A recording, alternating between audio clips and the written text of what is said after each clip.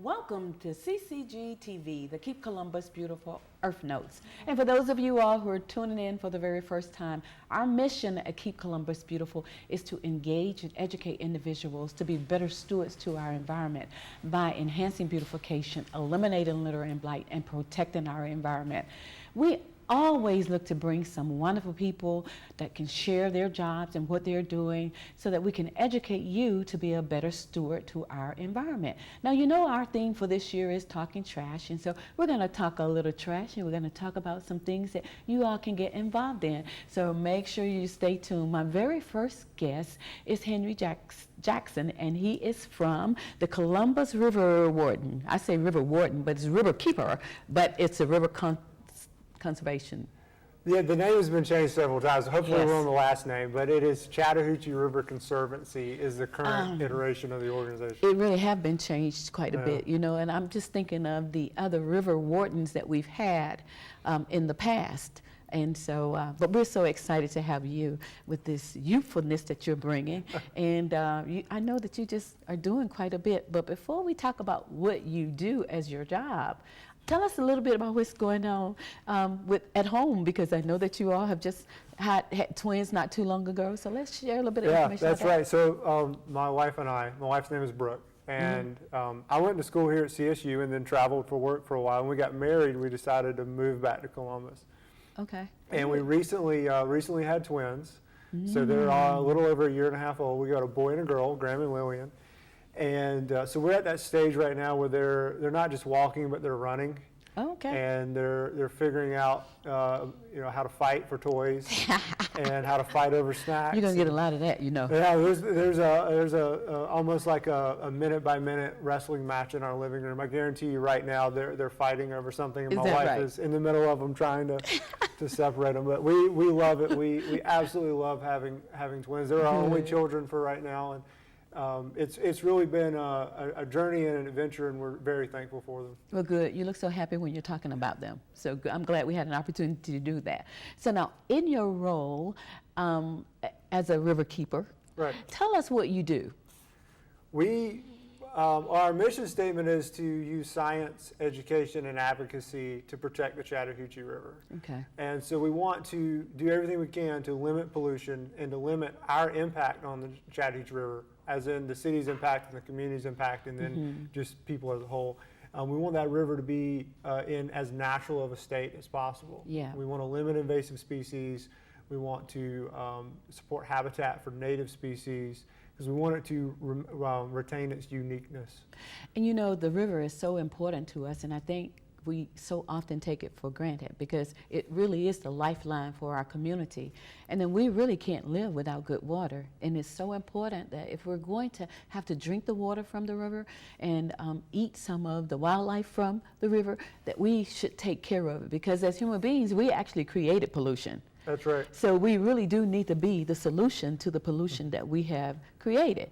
And so you all go out and do testing of the water? We do, yeah. Okay. So during the summer, we do the long name is the Recreational Season Water Quality Monitoring Program. Okay. So what it means is just during the summer months when everybody's enjoying the Chattahoochee, we want to make sure that the public is informed about the quality of the water, so that just that it's public water.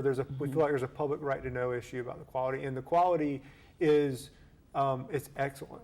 And the Chattahoochee awesome. River has a self-esteem problem, and we hope that by collecting water quality data and publishing it, that we're correcting some of that, and we're showing people the true side of the river, that it's clean and healthy. Wonderful. That's awesome. You know, and I know that rafting is really begun to be a big thing to do, and it's bringing a lot of people from out of town Right. to our river. And so I know it really just makes us feel good to say that, hey, look, this water quality here in the river is really good. And actually, I've been talking to some people who've been fishing. I like to go a little bit fishing, you know, but I don't catch too many fish, but I like going fishing because it's just so nice and calming. But I was talking to a young man, and he was saying that he'd been down fishing and have caught bass and some catfish too. And so tell us a little bit about the fish that they may be able to catch in the Chattahoochee River. One thing about the Chattahoochee that makes it unique for fishing is that it's the native range of shoal bass, which is a species of fish that is only found in the Chattahoochee and the Flint rivers and in the Apalachicola rivers.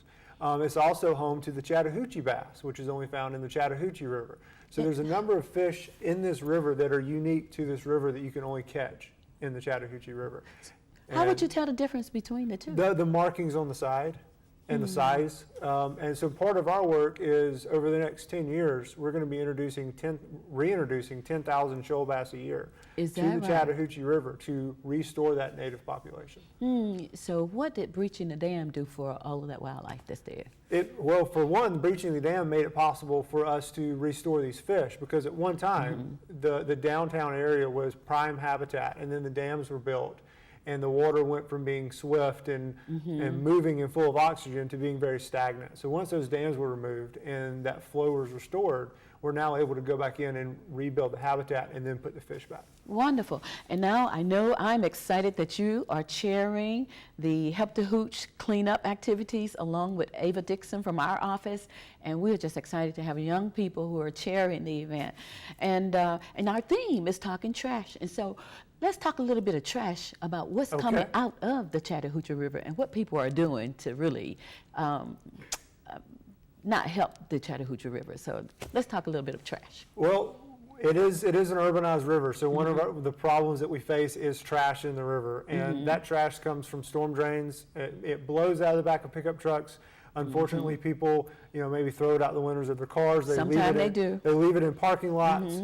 And all of our streets and our parking lots have storm drains that are connected to our streams. Right. And our streams are connected to our rivers. So as trash gets washed into the drains, it ends up in our river, and where it breaks down into microplastics and other damaging forms of trash. So by removing that, not only are we reducing the amount of trash in the rivers and the streams, but we're also raising awareness to how much is actually there.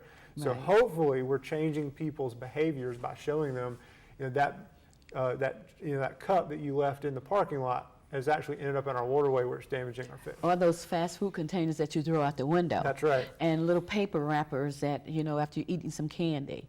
It's just so important for all of us to understand that what we do impacts the water that we drink, our water quality. And so we need for everyone in our community not to litter. What I've been finding a lot is that when I drive through communities, a lot of people actually set their trash on the curb before it's time for the trash, the truck to come by and pick up. Sometimes several days before, and then they will use plastic bags, and most of the time, whatever is in those bags come out, because at night when the rodents get out there, they kind of go through it, and then before you know it, you get up the next day and then trash is all over the roadways. And sometimes I've found too, just complete trash bags just thrown on the side of the road. So somebody just stopped and just threw their trash away. And it's so important for them not to do that, because it actually is causing an issue for what gives us life. Without water, we can't have life. And that's why it's so important. What kind of trash are you finding in the river when you all go diving for trash? We primarily find, floating on the surface, single-use plastics like plastic water bottles, plastic drink bottles. Then we find a lot of takeout trash, takeout cups and takeout boxes. Styrofoam? We find styrofoam, a lot of plastic. We find a lot of tobacco containers. Is that right? That would be the majority of what we find floating. What we find under the surface, like with Chattahoochee Scuba when they're diving, tires. They find a lot of tires. And so we try and encourage people to understand your local rules about disposing tires, because if I may be wrong, but I believe the city of Columbus will actually pick up 4 tires from your house if you set them out by your driveway. If they set them out on the curb, that's right. So please don't throw them in the river.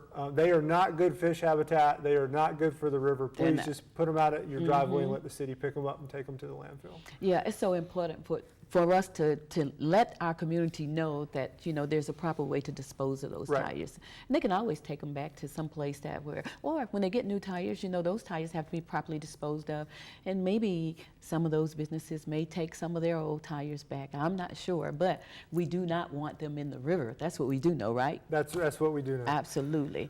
So is there anything else that's going on that you'd like to share? Because I want to find out too, how do you feel by being the co-chair of the Help the Hooch, the largest cleanup activity in the state of Georgia, probably in the United States, because we have close to 10,000 volunteers. So how does it feel to be the chair of that It's event? daunting. There's a lot to live up to, but it's been very interesting because I've been involved with Help the Hooch for many years, long Yeah. before I was at Chattahoochee River Conservancy, just as a volunteer. And then when I took on this job, I became active in the steering committee for Okay. Help the Hooch, and then now as a chair. It's been very interesting to see it as a volunteer, and then a committee member, and then now as the co-chair. So you made a progression I have. from volunteering to now getting paid. And I think I have a much stronger respect for everything you've done with Help the Hooch over the years, because being in the co-chair position, I'm now living it on a daily basis, But as that's far good. as all of the emails and the coordination that has to be put in place. But I'm honored to have been asked to do it. It's been a great fun. Wonderful. So tell us when the Help the Hooch is going to take place. Help the Hooch is the second weekend in October. That's right. And there will be a watershed festival following the cleanup, where there will be food and games and T-shirts for those that register early enough to register for the T-shirts. And early registration is the 15th of September, I believe. I believe so. Right. So it's so important for you all to get your registration in on time. So you can go to the Keep Columbus Beautiful website and you can register online. You can call 311 and ask for Keep Columbus Beautiful, and we can take that information over the phone. But our website, if you go to Columbus Consolidated Government website and then just search for Keep Columbus Beautiful, it'll take you right to our website, and you can go ahead on and register for the Help the Hooch. I tell you, you know, sometimes I have so many things that's on my mind at one time, I kind of just, hey, I understand. I need to kind of process it a little Yes. bit and do a little bit better. But we do need for everybody to register because we need everyone's support.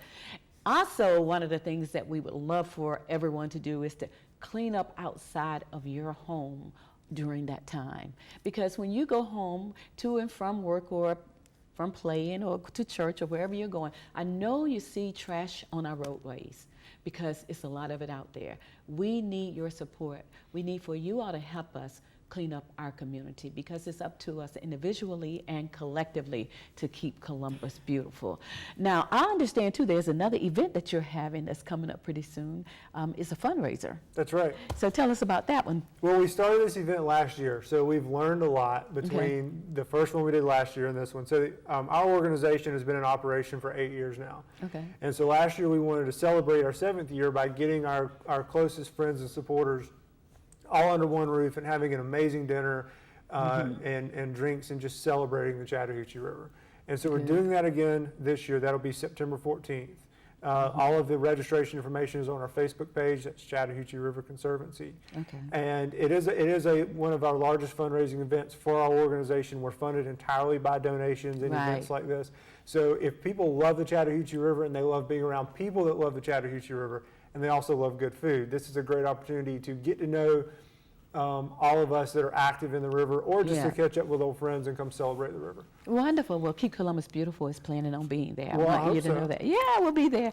Well, thank you so much for being here with us on our show today, and you've shared so much information, and I know our viewing audience appreciate that. I hope that they too appreciate what the river means to us. It's so important for us to have someone like you in the position that you're in to try and make sure that we are aware of what that river gives us. Not quality of life, but it gives us life. That's right. And so we just thank you for doing what you do. You do a wonderful job. And thanks for having me. Thank you. All right, now, so you all stay tuned. I'll be right back with another guest from Columbus State University, and she also teaches at Columbus Technical College, Dr. Venable. We'll see you in a little bit. Hold on. All of us share a responsibility to keep Columbus beautiful. You may not intend to litter, but if you're not securing the items in the back of your pickup truck, you may be contributing to the problem. Please don't use your truck bed as a mobile trash can. It doesn't take much for the debris to blow out on our roadways, causing an unsightly and hazardous mess.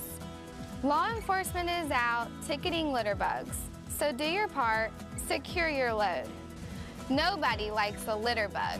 Welcome back to CCG TV, the Keep Columbus Beautiful Earth Notes. And I just know you enjoyed my last guest. But I tell you, we have a jewel here with us today. It's Dr. Venable from Columbus State University and Columbus Technical College. This is her first time coming on our show. Welcome to the show. Thank you for having me. We are so excited to have you here. I was so excited when Sylvia Buns from the Military Library gave me a call and an email and said, oh, you need to talk to this young lady. And so she said, I believe you met her before. But before we go on, let me just ask you to tell us a little bit about yourself. Tell us about who you are, what you do, and then we'll talk a little bit about some things.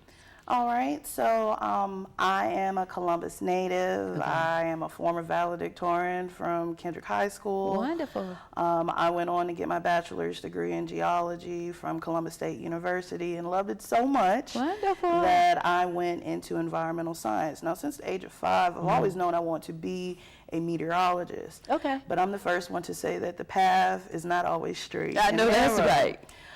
So that actually led me to my PhD matriculation at Howard University. Wonderful. And I graduated in 2016 with my PhD in atmospheric science, and was one of the few to have President Obama as their commencement speaker. Praise the Lord. That was good. You know what? That's so exciting.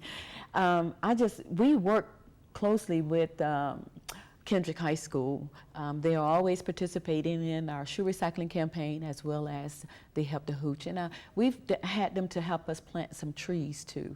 Mr. Davis, I think, I'm not sure if he's still there or not, but anyway. He was when I was there. Okay, I know it. He kept the kids actively involved. And so we thank you for your prior commitment to our environment. It's so important. And you know, so many people don't realize that, you know, you can do well in an education from the environment. You know, you really can. I actually housed some young ladies from Southern University, and they were in urban forestry. And one of them now is a doctor at the Tennessee State, and the other one received her degree from Southern and Auburn, and so she's a regional manager for the federal government. And both of them had an opportunity to go to school and not have to pay for it because there is funds in that particular area. You know, a lot of people don't think about it, but I know it would be wonderful to be able to go to school, go to college, graduate, and then be debt free when you come out. Absolutely. But having that passion for the environment is so unique, and we just take it for granted. We take our environment for granted, you know, and we don't think about the environment gives us life. Yes, indeed. And that's actually where my passion came from. Okay. As a research scientist. Okay, tell us a little bit about that. So I have been a research scientist for over 12 years. I have looked at everything from tornado occurrences in the cool season in the Gulf Coast to indifferences in the Chesapeake Bay as to how to restore the Chesapeake Bay. I've also had some excursions overseas in Ethiopia, looking at water, climate, and health issues. And my main primary focus, which is interesting that you talked about water earlier, is actually heavy precipitation occurrences that happen during the monsoon season and how aerosols impact cloud formation and suppression of that rain. Isn't that something? Yes, it's actually very prevalent for the hydraulic cycle, as you were describing earlier. Absolutely, I'm telling you. So now tell us exactly what it is that you're doing out at Columbus State and Columbus Technical College. So currently right now, I am an adjunct professor at both CSU and Columbus Technical College. I teach physics for engineers and the laboratory classes there. I'm also a chemistry laboratory professor now. Wonderful. And I teach Sustainability in the Earth is an Area D science core class at CSU that invites students to understand the importance of the environment and how they can be more sustainable. Oh, that is just right down our line in our mission too, you know, because education is the key. I really do believe that when people know better, they'll do better. Absolutely. And so it's so much about education, and so that's why we have this show. That's why we have the programs that we plan and implement on an annual basis to engage them. And once you get engaged in it, then you change your whole mindset. It's so hard to change the mindset of older people. I would just say anyone that's over adolescence. I wouldn't say older people, but our ways. That's set in our ways. Absolutely. So it's so important for us to really let them know that we have got to help sustain this earth in our natural environment, because it gives us life. I tell a lot of people a lot of times I'm in the business of proselytizing. Oh, tell us about proselytizing. Yeah, so I normally come into a student body whom doesn't really understand their responsibility towards the environment and how their stewardship is critical to survival for future generations of these same resources that we get from the earth. So over the course of the semester, I'm constantly educating them on how to be better stewards, how to live more sustainable. How do these things interrelate to our everyday lives? We take these things for granted, but however, the Earth's processes are very cyclic, but when we choose to do human degradation or pollution, it alters the cycle for which we take for granted. That's right, and it alters the health for us too if it's not taken care of. Yes, which we call full cost accounting. I know, that's right. All right. So, I'm just excited that we've made this connection because our goal is to really engage as many people as possible in our programs and projects. And so we're looking forward to working with you at Columbus State University as well as Columbus Technical College. We have 2 big events that are coming up. We just spoke about the Chattahoochee, and that will take place on October the 12th. We're encouraging every school in the tri-community to have a campus cleanup. And then on the 13th, on that Saturday, we're having a community-wide cleanup. So we'll be cleaning up the parks, all the parks around the area, along the Riverwalk on both sides, in Phoenix City and Columbus, and any place else that we can get people to volunteer to help us clean up. That's what we're going to be doing. And then we're also going to be collecting shoes. We're trying to divert shoes from our landfill because, it takes a long time, if ever, for them to biodegrade, because they're made from man-made fabrics and fibers. And so we just need to make sure that, we're doing what we can. No one wants to have another landfill in their community. The only way we can not do that is for us to recycle. Absolutely. And in my treks in Ethiopia, they do a lot of donation of shoes there because of the elephantitis issue that people are suffering from. Well, all of that comes from whatever is in the soil is rising up through their feet, thus giving them health ailments. So that's a catch-22 about the shoes. That's wonderful.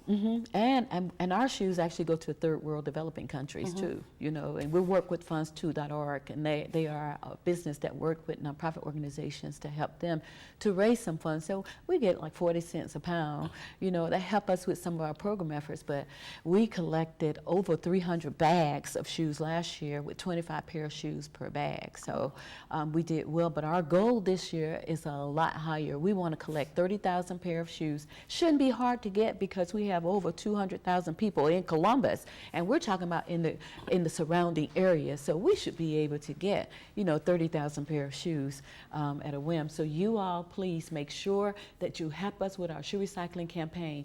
Every fire station will be collecting shoes there at their station, and they're open 24/7. So all you have to do is put your shoes together, bind them, tie them, or rubber band them together, take them to one of the fire stations and drop them off, and then we'll get them from there. I am excited about working with you. That's why I brought you some posters for you to take back to both schools. And when I have class tonight and wonderful. Also tomorrow, I'm going to let them know we're about to get ready to talk about our sustainability projects for the semester.